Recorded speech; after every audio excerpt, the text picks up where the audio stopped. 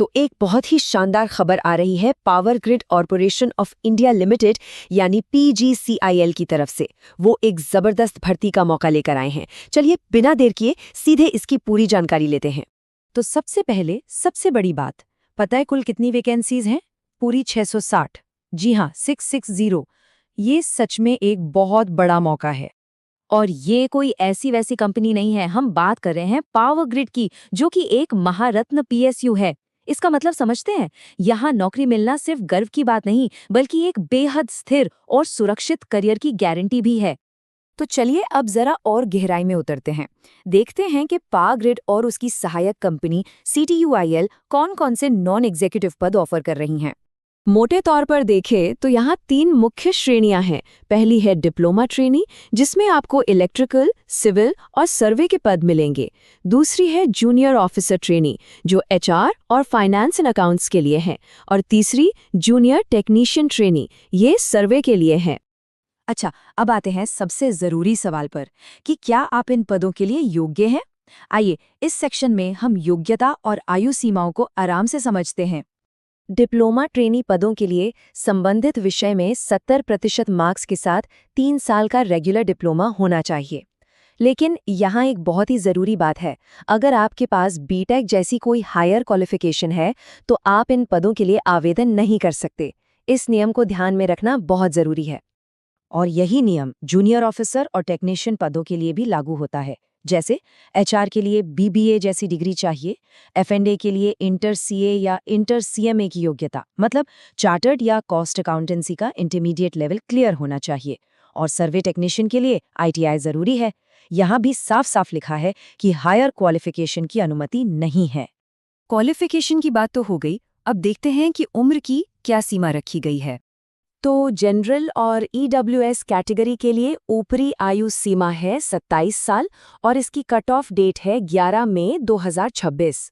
बाकी जैसा कि स्लाइड पर दिख रहा है, OBC, SC ST, PWBD और भूतपूर्व सैनिकों को सरकारी नियमों के हिसाब से उम्र में छूट दी गई है। ठीक है, अब वो चीज़ जो सबसे ज़्यादा ज़रूरी है, महत्वपूर्ण तिथियां। इन्हें अपने कैलेंडर में अभी से मार्क कर लीजिए, क्योंकि ये मिस नहीं होनी चाहिए। देखिए, आवेदन प्रक्रिया 20 अप्रैल से शुरू हो चुकी है और जो सबसे ज़रूरी तारीख आपको याद रखनी है वो है 11 मई। ये आवेदन और फीस पेमेंट दोनों के लिए आखिरी तारीख है, तो इसे बिल्कुल भी चूकना नहीं है। फॉर्म भर दिया, उसके बाद क्या होगा? चलिए अब समझते हैं कि सिलेक्शन का प्रोसेस क्या है, मतलब उम्मीदवारों को कैसे चुना जाएगा। सिलेक्शन प्रोसेस में कई चरण हैं। सबसे पहला और सबसे अहम है कंप्यूटर बेस्ड टेस्ट यानी CBT। इसके बाद एक स्किल या ट्रेड टेस्ट होगा, लेकिन वो सिर्फ क्वालिफाइंग नेचर का है, यानी उसके नंबर नहीं जुड़ेंगे। आखिर में डॉक्यूमेंट वेरिफिकेशन और मेडिकल एग्जामिनेशन होगा। तो CBT का स्ट्रक्चर कैसा होगा? जैसा कि ये चार्ट दिखा रहा है, 120 सवाल सीधे आपके टेक्निकल या प्रोफेशनल नॉलेज से होंगे और 50 सवाल होंगे एप्टीट्यूड के। तो साफ है कि अपने टेक्निकल विषय पर मजबूत पकड़ होना सबसे ज्यादा जरूरी है।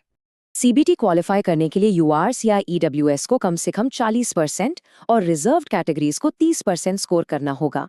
लेकिन सबसे निर्णायक बात यह है कि फाइनल मेरिट लिस्ट सिर्फ और सिर्फ CBT के मार्क्स पर ही बनेगी। इसलिए इस टेस्ट में अच्छा स्कोर करना ही सब कुछ है।